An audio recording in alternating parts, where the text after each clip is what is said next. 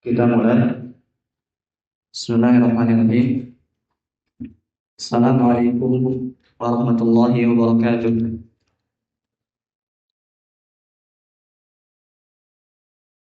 Alhamdulillahirabbil alamin. Wal 'aqibatu lil muttaqin. Wa la 'udwana illa 'alal zalimin. Asyhadu an la ilaha illallah, ilahul awwalin wal akhirin. Wa asyhadu anna Muhammadan 'abduhu wa rasuluh. Shadiqul wa'dil amin. Allahumma shalli wa sallim ala nabiyyina Muhammad wa ala alihi wa ashabihi wa man tabi'ahum bi ihsanin ila yaumil amma ba'du. Para santri rahimakumullah, alhamdulillah kita panjatkan puji dan syukur kepada Allah Subhanahu wa taala atas segala curahan nikmat serta karunia-Nya yang Allah berikan pada kita semua. Salawat dan salam kita haturkan kepada Nabi kita yang mulia, Rasul kita tercinta Nabi Muhammad sallallahu alaihi wasallam, keluarganya, para sahabatnya, dan orang-orang yang mengikuti sunnahnya hingga hari kiamat kelak. Insyaallah untuk malam Senin dari mulai sekarang sampai selanjutnya biidznillah kita akan mengisi antara waktu maghrib sampai isya dengan membahas kitab-kitab yang berkaitan dengan adab-adab penuntut ilmu. Karena adab-adab dalam menuntut ilmu ini sangat penting. Bahkan sebagian ulama, sebagaimana yang pernah disinggung oleh Ustaz Dandan hafizallahu taala, mereka itu mengedepankan adab daripada ilmu. Kenapa? Karena pada hakikatnya adab adalah praktek dari ilmu sendiri. Contoh misalkan adab penuntut ilmu itu harus ikhlas. Kemudian adab dalam menuntut ilmu itu harus bersih hatinya, tidak ada hasad, tidak ada dengki. Kemudian penuntut ilmu itu harus baik kata-katanya. Ini termasuk apa? Termasuk praktek dari ilmu itu sendiri. Jadi yang namanya adab itu apa? Praktek dari ilmu itu sendiri. Maka insyaallah ta'ala semoga Allah mudahkan. Tiap malam Senin kita akan membahas kitab-kitab yang berkaitan dengan hal ini. Meskipun kalian misalkan nanti ada libur pekana, maka tetap nanti setelah maghribnya ada kajian insyaallah. Jadi nanti kalau misalkan pulang sebelum maghrib harus sudah ada di sini. Baik, pada kesempatan malam hari ini kita akan membahas suatu kitab yaitu judulnya Ta'zimul Ilmi. Jadi judul kitabnya Ta'zimul Ilmi atau memuliakan ilmu. Judul kitabnya adalah Ta'zimul Ilmi atau memuliakan ilmu. Yang mana kitab ini ditulis oleh seorang ulama dari Arab Saudi yaitu Syekh Shalih Al-Utsaimin. Syekh Shalih Al-Utsaimin. Jadi kita langsung mulai saja. Qala al-mu'allif rahimahullahu taala, Bismillahirrahmanirrahim. Jadi penulis di sini pertama kali memulai kitabnya dengan Bismillahirrahmanirrahim. Kenapa? Ada yang tahu? Karena mengikuti Al-Quran. Al-Quran dimulai dengan apa? Bismillah. Kemudian ini alasan pertama. Kemudian alasan yang kedua, yaitu untuk mencari berkah dengan nama Allah. Karena arti Bismillahirrahmanirrahim apa? Dengan menyebut nama Allah yang Maha Pengasih dan Maha Penyayang. Artinya dengan menyebut nama Allah ini apa? Penulis mencari keberkahan. Ini alasan yang keberapa? Dua. Kemudian alasan yang ketiga, mencontoh para nabi. Karena para nabi kalau menulis surat itu apa? Pakai bismillah. Di antaranya Nabi Sulaiman. Innahu min Sulaiman, innahu bismillahirrahmanirrahim. Begitupun mencontoh Nabi Muhammad SAW. Nabi SAW ketika menulis surat ke Raja Heraklius apa? Mengucapkan dengan kata Bismillahirrahmanirrahim. Ini alasan yang berapa berarti? Yang ketiga. Kemudian selanjutnya, Alhamdulillah wa asyhadu an la ilaha illallah wa asyhadu anna Muhammadan abduhu wa rasuluh sallallahu alaihi wasallam wa ala alihi wa sahbihi adada man ta'allama wa 'allam. Kemudian penulis mengatakan alhamdulillah segala puji bagi Allah. Di sini penulis mengatakan Memuji Allah Subhanahu wa taala dengan katanya apa? Alhamdulillah. Kenapa Allah pantas untuk kita puji? Alasan yang pertama, Allah pantas kita untuk puji karena Allah itu maha sempurna. Ini alasan pertama. Alasan pertama, kenapa Allah berhak untuk kita puji? Karena Allah itu maha sempurna.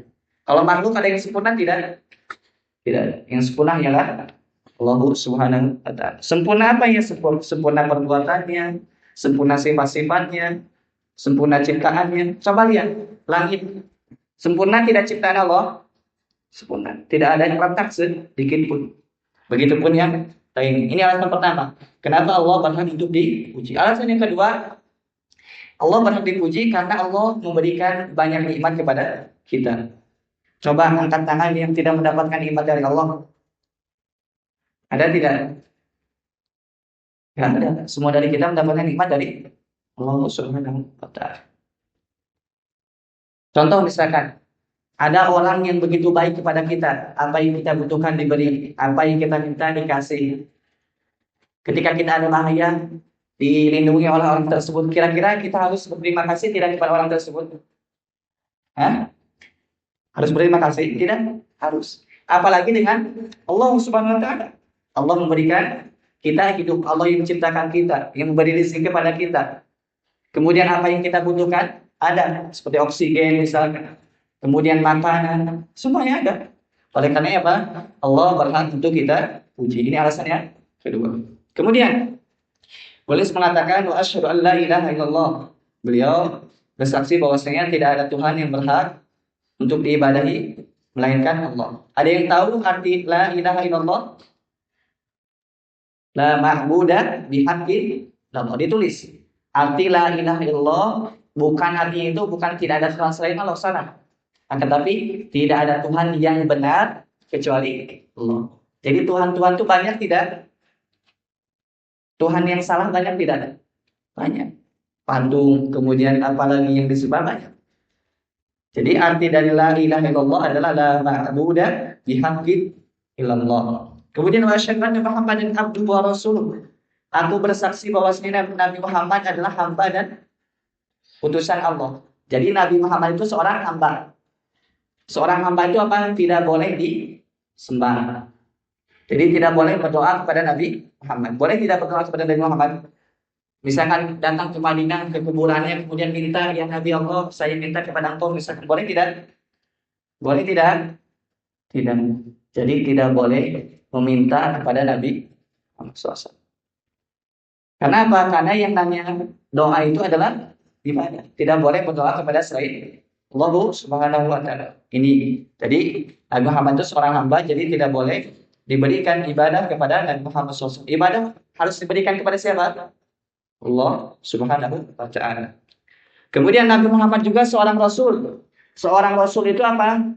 Ketika memberitakan harus diyakini. Ini yang pertama. Jadi jika seorang rasul memberitakan harus diyakini. Ini ditulis. Jadi seorang rasul itu ketika memberitakan wajib dibenarkan, diyakini. Contoh misalkan Rasulullah SAW memberitakan bahwasanya Allah itu di atas langit, di atas arsy, wajib diyakini tidak? Wajib. Jangan sampai ditolak misalkan, oh ini kan tidak masuk akal, tidak. Akal kita itu terbatas. Jadi kalau misalkan Rasul sudah menyampaikan sallallahu alaihi wasallam, wajib kita yakini. Kemudian yang kedua, ketika Rasul sallallahu alaihi wasallam memerintahkan harus kita lakukan. Kalau yang wajib tidak ada toleransi, harus dilakukan. Kalau yang sunnah dilakukan atau tidak? Dilakukan karena dapat pahala.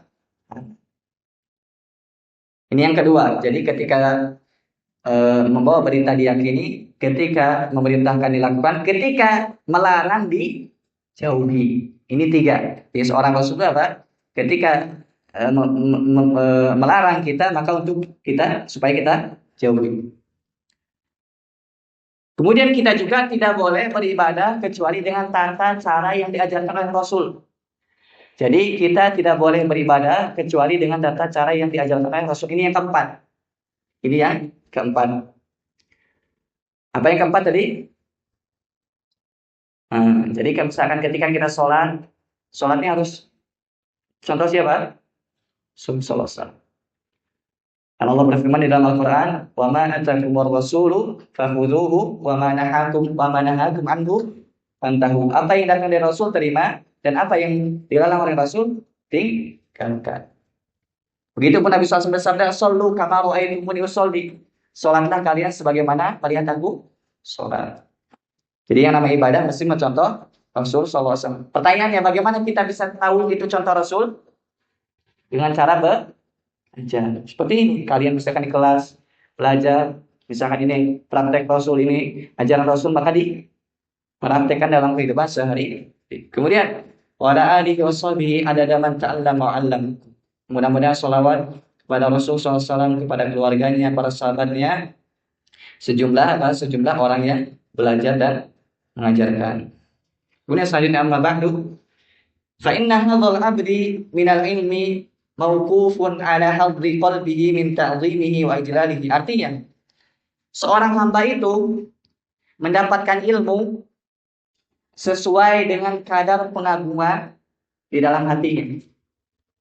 Seorang hamba itu mendapatkan ilmu sesuai dengan kadar pengagungan dia terhadap ilmu di dalam hatinya. Apa pengagungan ilmu? Nanti dibahas. Jadi kita ini membahas pengagungan ilmu, nanti poin-poinnya apa saja yang termasuk pengagungan ilmu, maka akan dibahas pada kitab ini. Jadi jangan tanya dulu, Ustaz, apa itu pengagungan ilmu? Nanti kita bahas. Seperti itu. Jadi seorang mendapatkan ilmu, tentunya ilmu yang bermanfaat sesuai dengan kadar pengagungan yang ada pada diri dia. Fa in tana qalbuhu bi ta'dhimil ilmi wa ijlalihi saluha an yakuna mahallan lahu. Jika hatinya itu dipenuhi dengan pengagungan terhadap ilmu, maka ilmu itu berhak mendapatkan, atau hati itu berhak mendapatkan ilmu. Jadi jika misalkan di dalam hati kita itu ada pengagungan terhadap ilmu, maka ilmu itu akan masuk ke dalam hati kita. Hafalan kita akan mudah, pemahaman kita akan bagus. Ini disebabkan pengagungan terhadap ilmu. Apa itu pengagungan terhadap ilmu? Nanti kita bahas di kita. Kemudian, wa biqadri nuqsani hibatil ilmi fil qalbi yanqusu hadzul 'abdi minhu. Jika misalkan di dalam hati ini tidak ada pengagungan terhadap ilmu, maka seorang tidak akan mendapatkan ilmu. Jadi misalkan nanti itu ada pengagungan terhadap ilmu itu diantaranya bagaimana kita beradab terhadap ustaz, kemudian bagaimana kita duduk di majelis ilmu, bagaimana kita membersihkan hati, bagaimana kita bergaul dengan teman-teman kita. Ini adab terhadap pengagungan terhadap ilmu. Bagaimana misalkan kita diagungkan, misalkan Al-Quran kita agungkan atau tidak, atau simpan sembarangan misalkan. Begitupun kitab-kitab agama misalkan apakah tergeletak di lantai atau kita agungkan. Ini termasuk termasuk poin-poin pengagungan terhadap ilmu. Oleh karenanya kita saksikan misalkan banyak orang belajar ilmu agama tapi efeknya itu tidak ada. Misalkan ngaji, mondok misalkan, tapi efeknya tidak ada. Ucapannya kotor, kemudian adabnya jelek, kemudian jelek pokoknya. Disebabkan apa ini? Disebabkan dia tidak mengagungkan. Jadi seorang bisa mendapatkan ilmu itu, ilmu yang bermanfaat dengan mengagungkan ilmu. Ada yang tahu mengagungkan ilmu apa? Nanti kita bahas billahi ta'ala. Jika seorang mengagungkan ilmu, maka hatinya itu akan bercahaya. Seorang jika mengagungkan ilmu, hati itu akan bercahaya. Contoh misalkan lampu. Ilmu itu ibarat lampu, kemudian cangkangnya itu ibarat wadahnya. Kira-kira kalau misalkan wadahnya kotor, cahayanya bisa terang atau tidak? Terang atau tidak? Tidak. Disebabkan hatinya kotor. Jadi seorang misalkan hatinya bersih, dia melakukan ilmu, maka cahaya ilmu akan mancar pada diri dia. Bisa dipahami tidak? Kita lanjutkan. Begitupun ketika seorang melakukan ilmu dia akan paham seluruh bagian agama. Fikih akan paham, bahasa Arab akan paham, kemudian usul fikih akan paham, hadis akan paham, usul fikih akan paham. Pokoknya seluruh cabang ilmu agama dia akan paham. Jadi kalau misalkan kalian pengen jadi misalkan seorang ulama, harus dibersihkan hatinya, harus melakukan ilmu. Kemudian jika seorang sudah mengagungkan ilmu jadi keinginan terbesar itu ilmu. Jika misalkan seorang sudah Menggabungkan ilmu apa? Dia itu tidak ingin kecuali hanya ilmu. Dia itu tidak capek belajarnya. Siang belajar, sore belajar, malam belajar. Jika orang sudah melakukan ilmu kan seperti itu, tidak capek, tidak lelah. Kenapa? Karena di dalam ilmu itu ada kenikmatan. Menuntut ilmu ibadah tidak? Ibadah. Ibadah itu ada kenikmatan tidak? Kalau misalkan seorang sudah benar hatinya, sudah benar dalam menuntut ilmu, maka akan lezat dia dalam menuntut ilmu. Sebagaimana orang misalkan doyan makan, lezat tidak? Lezat. Begitupun ilmu, ketika dia baca, ketika dia murojaah, lezat, tidak ada beban.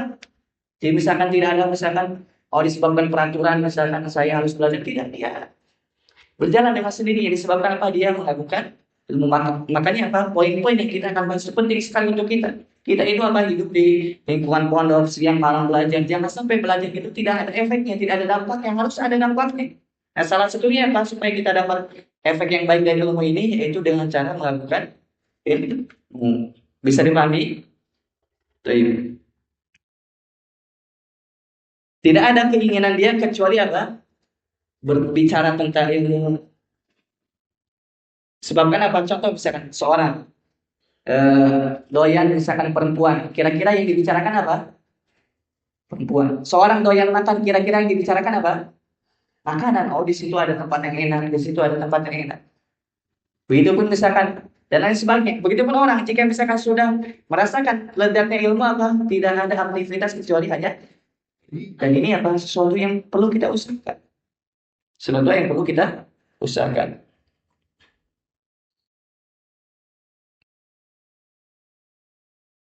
Nah, sesuatu yang dapat mengantarkan kepada hal mengagungkan ilmu. Jadi sesuatu hal yang dapat mengantarkan kepada pengagungan ilmu adalah apa? Mengetahui hal-hal yang itu disebut pengagungan ilmu. Jadi kita bisa tahu itu pengagungan terhadap ilmu, kita harus tahu poin-poinnya. Karena kita tidak mungkin bisa mempraktekkan apa ini pengagungan ilmu kecuali harus tahu terlebih dahulu. Betul tidak? Kita tidak mungkin misalkan mengagungkan ilmu kecuali harus tahu apa itu pengagungan terhadap ilmu. Bisa dipahami? Baik.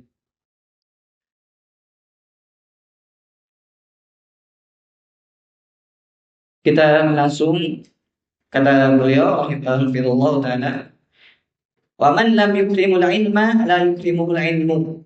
Siapa yang tidak memuliakan ilmu, ilmu tidak akan memuliakan dia. Tulis ini apa perlu dicatat dengan tinta emas. Apa artinya? Kata beliau, siapa yang tidak memuliakan ilmu, ilmu tidak akan memuliakan dia. Karena yang namanya ilmu ini apa? Memuliakan seseorang. Contoh misalkan para ulama, Imam Syafi'i misalkan, yang wafat tahun 204 Hijriah. Lihat bagaimana ilmu mengagungkan Imam Syafi'i, yang mana sudah hampir 1400 tahun kurang lebih, beliau masih dikenang namanya. Disebabkan apa? Disebabkan beliau mengagungkan ilmu. Sebaliknya misalkan orang yang tidak melakukan ilmu, tidak peduli terhadap ilmu, namanya hina. Pertanyaannya, kira-kira di Imam Syafi'i, di zaman Imam Syafi'i adakah raja? Ada tidak? Ada. Tapi kemana namanya? Di zaman Imam Syafi'i ada tidak pedagang? Ada. Tapi kemana namanya? Nggak ada. Di zaman Imam Syafi'i ada tidak yang namanya apa? Orang misalkan arsitek yang membangun bangunan misalkan ada tidak? Tapi yang dikenang hanyalah para ulama, yaitu mereka yang melakukan ilmu. Jadi misalkan kita apa? Nama kita pengen harum, kita pengen dikenal apa dengan ilmu. Tentu apa? Tentu jangan diniatkan. Oh, saya pengen seperti Ustaz Fulan terkenal di YouTube misalkan. Enggak. Yang kita niatkan mendapatkan ilmu. Tapi otomatis ketika kita mendapatkan ilmu, otomatis diangkat tidak derajatnya. Pasti. Yarfa'illahu alladziina aamanu minkum walladziina utul ilma darajat. Allah mengangkat derajat orang-orang yang beriman dan orang yang berilmu beberapa derajat. Jadi meskipun kita tidak niatkan supaya kita dikenal atau kita diagungkan oleh manusia, pasti kita diagungkan, dikenal. Kenapa? Karena disebabkan ilmu ini. Tapi jangan salah niat. Jangan sampai saya pengen pondok supaya apa? Supaya seperti Ustaz Fulan misalkan. Kemana-mana disalami, kemana-mana dijemput. Kalau kajian misalkan pakai pesawat dan sebagainya. Jangan diniatkan. Yang kita niatkan apa? Hanya pahala dari Allah Subhanahu wa taala. Kalaupun dapat misalkan nanti itu bonus saja. Paham tidak? Nah, kita masuk poin yang pertama. Apa itu melakukan ilmu? Yang pertama, melakukan ilmu itu apa? Tadhiru li'ain ilmi. dengan cara mensucikan wadahnya ilmu. Wahwal qalbu, yaitu hati. Jadi seorang dianggap mengagungkan ilmu ketika dia membersihkan wadah ilmu, yaitu hati. Ibarat tadi ini mangkok, misalkan. Bisa dilihat, ikhwan misalkan. Ini mangkok lampu. Ilmu itu ibarat cahaya yang ada di dalamnya. Ketika cahaya yang ada di dalam ini berupa ilmu, tapi mangkoknya itu kotor, kira-kira cahayanya terang benderang tidak? Tidak. Disebabkan apa? Disebabkan ada kotoran. Sebaliknya ketika misalkan mangkok lampu itu bersih, cahayanya terang benderang tidak? Terang benderang. Begitupun ini. Bisa jadi orang belajar siang dan malam misalkan, tapi ternyata wadahnya kotor, maka cahaya ilmu tidak akan memancar pada dia. Wadah ilmu di apa tadi? Di dalam hati. Oleh karena apa? Kata Syekh Hafizallahu Ta'ala, wa bihasabi taharatil qalbi yadkhulul ilmu. Yadkhuluhu al-ilmu. Sesuai dengan kadar bersihnya hati seseorang, maka ilmu itu akan masuk padanya. Jika bersihnya 100%, ilmu akan masuk 100%. Jika masuknya misalkan bersih hatinya cuma 50%, maka yang masuk pun ilmu hanya 50%. Semakin bertambah kebersihan hati, semakin banyak ilmu yang ia akan dapatkan. Kalau misalkan kita ingin mendapatkan ilmu yang banyak, bersihkan hati kita. Bersihkan dari apa? Yaitu dari kotoran berupa dua. Yang pertama itu kotoran syubhat, yang kedua kotoran syahwat. Ditulis. Jadi bersihkan hati dari apa? Kotoran syubhat dan kotoran syahwat. Syubhat itu apa? Gampangnya itu sesuatu salah paham itu, atau pemahaman yang salah terhadap agama. Syubhat itu kerancuan yang mana disebabkan kerancuan tersebut pemahaman terhadap agamanya jelek. Bisa dipahami tidak? Ambil contoh biar gampang. Misalkan Rasulullah SAW bersabda, sayakunanna min ummati yastahilluna al-hira wal harira wal khamra wal ma'azib. Artinya, akan ada datang dari umatku orang yang menghalalkan zina, menghalalkan sutra bagi laki-laki, yang mengharamkan khamar ada, kemudian ada yang mengharamkan, ada yang menghalalkan musik. Saya ulangi, kata Nabi Muhammad SAW, akan ada dari umatku orang-orang yang menghalalkan khamar, menghalalkan zina, menghalalkan sutra bagi laki-laki, kemudian menghalalkan musik. Kira-kira yang empat ini halal apa haram asalnya? Haram. Tapi akan ada umat Nabi Muhammad yang menghalalkan ini. Paham sampai sini? Nah, datang syubhat. Bahwasanya yang namanya musik itu boleh selagi baik misalnya. Ini syubhat namanya. Jadi sudah ada dalil mengatakan bahwasanya itu haram tapi dihalalkan. Paham? Ini syubhat. Contoh lagi syubhat? Pacaran Islami misalnya. Ini syubhat. Kenapa? Karena diembel-embelkan dengan Islami. Karena pacaran itu ada tidak dalam Islam? Tidak ada. Yang ada apa? Ta'aruf. Ta'aruf itu apa? Saling mengenal. Tapi jangan salah paham. Nanti pacaran dinamakan ta'aruf. Salah juga. Ta'aruf misalkan, ukti cepat sholat malam ya. Ini syubhat ini. Diiringi dengan syahwat tentu. Jadi apa? Jadi seorang bisa bersih hatinya salah satunya dengan menghilangkan syubhat. Apa tadi syubhat itu? Pemahaman yang rancu, pemahaman yang salah terhadap agama. Paham? Paham tidak? Jadi kalau misalkan jelas ada ayat atau hadis, kita terima, jangan disalah paham. Nabi SAW sudah mengatakan bahwa musik itu haram, maka kita katakan haram. Jangan sampai ada syubhat mengatakan selama maknanya baik, misalkan. Yang diharamkan itu cuma rock, misalkan yang nggak baik maknanya. Kalau baik itu katanya boleh. Yang benar musik haram atau tidak? Haram. Nah, ada penyakit yang kedua. Yang pertama penyakit apa tadi? Yang kedua syahwat. Syahwat itu pemahamannya sudah benar tapi mengikuti hawa nafsu. Syahwat itu mengikuti hawa nafsu. Contoh misalkan dia itu mengatakan ya musik itu memang haram, saya meyakini haram, tapi tapi saya tidak kuat untuk menahan diri misalkan. Ini syahwat. Paham tidak? Bedanya yang pertama itu apa? Menghalalkan musik pada haram. Yang kedua itu apa? Ya saya tahu itu haram tapi tetap dilakukan, ini namanya apa? Syahwat. Paham tidak? Berhubungan dengan lawan jenis ini termasuk subhat atau syahwat? Syahwat. Karena sudah tahu oh hubungan dengan lawan jenis apa? Haram. Kapan halalnya? Ketika ini bisa dipahami? Jadi kalau misalkan kita pengen ilmu yang bermanfaat, maka bersihkan hati kita dari syubhat dan syahwat. Bisa dipahami tidak? Ada pertanyaan? Tidak ada? Tapi kita lanjutkan. Ya kalau misalkan seorang ingin mendapatkan ilmu yang bermanfaat, maka hendaknya dia membersihkan hati dari syahwat dan syubhat. Kenapa? Yang namanya ilmu itu apa? Mutiara yang indah. Jadi ilmu itu ibarat mutiara yang indah. Tidak mungkin bisa didapatkan kecuali oleh orang-orang yang bersih hati. Ilmu itu ibarat mutiara yang lembut, yang indah. Tidak mungkin bisa didapatkan kecuali oleh orang-orang yang bersih hatinya. Bahkan apa? Orang yang masuk surga itu apa? Hatinya bersih mereka itu. Orang yang masuk surga hati mereka bersih.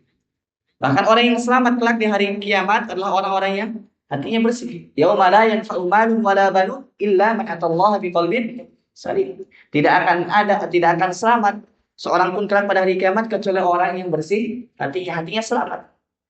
Selamat dari kesyirikan, selamat dari bid'ah. Kalau bid'ah ini syubhat apa syahwat?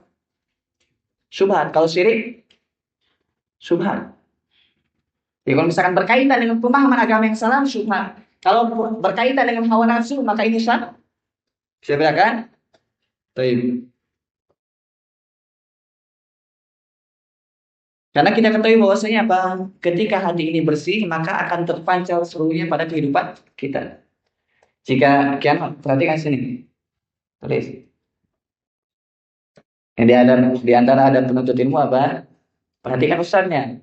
Jadi kalau misalkan seorang tidak perhatikan ustadznya, 50 tahun belajar ilmu agama tidak akan ada efeknya. Kenapa? Karena memperhatikan ustadz ketika menyampaikan itu termasuk apa? Pengagungan terhadap ilmu. Baik. Ad-dinu nasihat, agama itu nasihat, harus disampaikan apa yang salah. Baik. Kita lanjutkan. Ketika hati ini bersih, maka apa? Begitupun lisan kita akan baik. Ketika hati ini bersih, maka mata pun akan baik. Begitupun telinga akan baik, tangan akan baik, kaki akan baik. Jadi intinya apa? Di dalam hati ini. Kenapa? Karena Nabi SAW bersabda, "Ala fil jasadi mudghah." Ketahuilah di dalam jasad itu ada segumpal hati. Idza salahal jasadu kullu. Jika segumpal hati itu baik, maka akan baik seluruh jasad. Jika segumpal daging itu kotor, maka akan kotor seluruh jasad. Apa daging tersebut? Ala wahyal qalbu. Bahwasanya segumpal daging tersebut adalah hati. Jadi kalau misalkan seorang kata-katanya kotor, hatinya bersih apa kotor? Kotor. Kalau misalkan perempuan tidak dijilbab, hatinya bersih apa kotor? Kotor. Jadi tidak ada alasan misalkan ya nggak apa-apa saya tidak dikerudung, yang penting hati saya bersih. Benar tidak? Kalau hatinya bersih pasti dikerudung. Jika misalkan hati ini bersih, yang akan dia lihat pun akan baik. Jika hati ini bersih apa? Ketika melihat lawan jenis, ditundukkan pandangannya.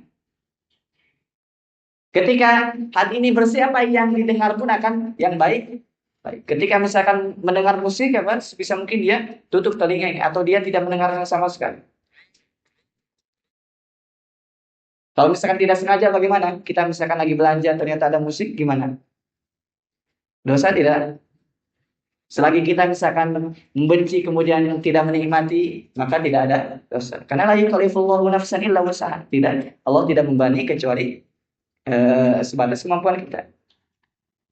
Seperti itu. Karena apa? Ya musik sudah di mana-mana. Tetapi apa kita berusaha bertakwa kepada Allah semampu kita. Kemudian ada hadis kata Nabi Muhammad SAW, Inna Allah la yanzur ila suwarikum wa amwalikum walakin yanzuru ila qulubikum wa a'malikum. Artinya, Allah itu tidak melihat kepada jasad kalian, tidak melihat cantiknya, tidak melihat gantengnya.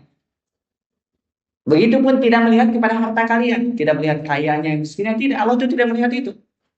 Walakin yanzuru ila qulubikum wa a'malikum. Akan tapi Allah melihat kepada hati kalian dan amal. Kalau misalkan kita ingin mulia di sisi Allah, tentu kita semua ingin apa? Bersihkan hati kita. Man tahara qalbahu fihi adil muhalla. Barang siapa yang bersihkan hatinya, ilmu akan datang kepada dia. Pengen ilmu tidak? Pengen. Dengan cara apa? Bersihkan hati. Faman lam yarfa minhu najasatuhu wada'ahu al-ilmu wartahala. Jika misalkan seorang tidak membersihkan hatinya dari najis-najis, yaitu syubhat dan syahwat tadi, maka ilmu akan pergi dari dia. Bisa jadi ilmunya memang tidak punya ilmu, atau bisa jadi punya ilmu tapi keberkahannya tidak ada. Misalkan dia hafal Quran, tapi apa, punya pacar, punya bobogohan, misalkan bahasa Sundanya, ini berarti ilmunya tidak manfaat meskipun hafalannya kuat. Jadi makna ilmu pergi itu bisa dua. Bisa pertama memang dia tidak punya ilmu, yakni misalkan tidak punya hafalan, tidak punya pemahaman. Yang kedua bisa jadi punya hafalan, punya pemahaman, tapi ilmunya tidak bermanfaat. Pergi keberkahan ilmu disebabkan apa? Disebabkan dia tidak membersihkan hati. Dan terkhusus untuk syabab ini, untuk para pemuda memang sulit. Kenapa? Godaan di mana-mana. Misalkan apa? Karena seumuran kali itu pengennya main, pengennya rehat, pengennya jalan-jalan. Ya nanti jalan-jalan ada waktunya. Kita juga misalkan ada agenda kemana, kayak misalkan tadi hiking, atau misalkan nanti renang, atau misalkan nanti sebagainya. Yang jelas apa? Sebisa mungkin apa, ketika memang di situ waktu untuk ilmu, kita gunakan untuk ilmu. Seperti kajian, misalkan sabar, dengarkan, catat. Apa? Karena ini apa? Dapat pahala tidak ini? Dapat pahala. Bahkan apa, ini termasuk dari taman-taman surga. Kata Nabi Muhammad SAW, idza marartum bi riyadil jannah farta'u. Jika kalian melewati taman-taman surga, singgah. Mau tidak singgah ke taman-taman surga? Mau pasti. Para sahabat heran, ya Rasulullah, riyadul jannah. Para sahabat heran, ya Rasulullah, surga itu di surga apa? Surga, taman-taman surga itu, sedangkan surga di akhirat. Paham tidak? Kata Nabi Muhammad SAW, hilang berikan. Yang namanya taman-taman surga itu dibaca sih. Di dalamnya dibacakan halal dan haram. Misalkan seorang pengen masuk surga, ya singgah dulu ke taman-taman surga. Mudah-mudahan dengan singgahnya kita di taman-taman surga apa? Kita memasuki surga Allah Subhanahu wa ta'ala. Karena yang namanya surga itu apa? Sesuatu yang perlu kita perjuangkan. Kenapa? Karena nikmatnya luar biasa. Nabi SAW bersabda, yang namanya surga itu apa? A'dadtu li ibadiyas salihin ma la 'ainun ra'at wa la udhunun sami'at wa la khatar 'ala qalbi bashar. Yang artinya, aku telah sediakan bagi hamba-hambaku yang soleh, apa itu? Sesuatu yang belum pernah terlihat oleh mata. Jadi nikmatnya surga itu belum pernah terlihat oleh mata. Kalian misalkan pernah melihat nikmat yang luar biasa, itu tidak ada apa-apanya dibanding surga. Seandainya pun misalkan kita punya nikmat, misalkan harta banyak, kemudian jalan kemanapun bisa, misalkan. Akan tapi ketahuilah nikmat itu apa? Sesaat akan pergi. Ada nikmat surga sudah tidak kebayang, kemudian kekal abadi. Di surga itu tidak ada tidur, tidak ada ingusan, tidak ada buang air kecil dan seterusnya, tidak ada, semuanya nikmat. Kira-kira nikmat yang seperti ini patut kita perjuangkan atau tidak? Patut kita kerja atau tidak? Itu orang yang berakal pasti mendahulukan surga daripada dunia ini. Karena ketahuilah yang namanya maksiat itu ada kenikmatannya. Kalian misalkan atau seorang berhubungan dengan perempuan, ada nikmatnya. Melihat perempuan ada nikmatnya. Melihat yang haram, mendengar yang haram, ada nikmatnya. Tetapi nikmat tersebut ujung-ujungnya neraka. Apa gunanya seorang merasakan nikmat tapi ujung-ujungnya neraka? Contoh misalkan seorang, dia melihat makanan yang enak, kemudian di dalamnya ada racun, kira-kira dimakan tidak? Tidak. Begitupun maksiat nikmat, akan tapi dia tahu bahwasanya di dalam maksiat itu ada racun yang akan membahayakan dia di hari kiamat. Orang yang berakal akan bermaksiat tidak? Tidak. Oleh karena apa? Ibnu Jauzi pernah berkata bahwasanya maksiat itu nikmatnya di awal, adabnya terus-menerus. Adapun ketaatan sampainya di awal, nikmatnya terus-menerus. Bisa dibedakan? orang yang berakal pasti dia capek lelah memang. Yang namanya kata-kata itu capek lelah. Akan tapi apa? Ala inna siratallahi ghaliyah. Inna siratallahi jannah. Yang artinya bahwasanya barang dagangan itu mahal. Jadi kalau misalnya kita mau beli sesuatu mahal. Apalagi barang dagangan Allah. Apa itu barang dagangan Allah? Ala wahiyal jannah. Barang dagangan Allah adalah surga. Inna Allah ashtara minal mu'minin. Sesungguhnya Allah membeli dari kaum mukminin apa? Diri mereka, harta mereka. Oleh karena bersabarkan diri untuk belajar. Kemudian apa? Bersihkan hati. Nah, sekarang masuk kita poin terakhir. Sebelum kita tutup, kiat-kiat untuk membersihkan hati ini penting. Setelah kita tahu bahwa ilmu tidak akan masuk kecuali pada orang-orang yang bersih hatinya. Nah, apa? Kiat-kiat supaya hati kita bersih. Yang pertama, doa kepada Allah Subhanahu wa taala. Karena ketahuilah, kalau bukan disebabkan Allah, kita tidak akan bersih hatinya. Kalau bukan keutamaan yang Allah berikan kepada seorang, dia tidak akan bersih hati.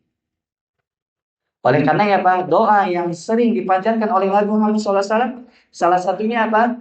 Allahumma ati nafsi taqwaha. Ya Allah, berikan kepada jiwaku itu ketakwaan. Wazankiha, dan bersihkan jiwa ini dia. Nabi Muhammad SAW manusia terbaik, akan tapi berdoa kepada Allah supaya beri ketakwaan, supaya diberi kebersihan hati. Lalu apa kiranya dengan kita? Harus berdoa kepada Allah. Kalau belum hafal, bisa menghafalkan. Kalau belum misalkan lagi hafal ternyata belum bisa, pakai bahasa Indonesia. Ya Allah, bersihkan hati saya. Ada yang hafal doanya? Allahumma ati nafsi taqwa. Ya Allah, datangkan kepada jiwa ini ketakwaan. Wazakkiha, dan bersihkan dia ya Allah. Wazakkiha anta khairul man zakkaha. Engkau sebaik-baik yang bersihkan jiwa. Misalkan pengen bersih hatinya apa? Doa kepada Allah Subhanahu wa taala. Kemudian apa? Berzikir kepada Allah Subhanahu wa taala. Banyak berzikir. Subhanallah, alhamdulillah, la ilaha illallah, Allahu akbar. Banyak berzikir. Kemudian selanjutnya beristighfar dan bertobat kepada Allah Subhanahu wa taala. Yang ketiga ini apa? Bertobat dan beristighfar. Karena setiap dari kita pasti pernah melakukan dosa. Ada tidak yang di sini yang tidak berdosa? Angkat tangan. Ada tidak? Tidak. Semua kita pasti melakukan dosa. Akan tapi apa? Sebaik kita lah yang kembali kepada Allah. Jadi kalau misalkan kita tuh sudah pernah berbuat dosa, sudah lupakan, ambil barang baru, kita tobat kembali kepada Allah Subhanahu wa taala. Mulai sekarang saya tidak mau lagi yang namanya maksiat. Adapun sudah berusaha misalkan taat tapi ternyata terjatuh kepada kemaksiatan, maka itu urusan lain. Yang penting kita berusaha untuk tidak bermaksiat. Paham? Jadi kita berusaha untuk tidak maksiat, adapun nanti terjatuh misalkan kembali bertobat kepada Allah Subhanahu wa taala. Jangan terus dan akui kita itu banyak dosa, baik yang berbicara atau yang mendengarkan, kita semua pernah lakukan dosa. Mungkin sekian. Ada dulu, nanti kita lanjutkan dengan yang jawab atau pertanyaan insyaallah taala. Betul. Yufid.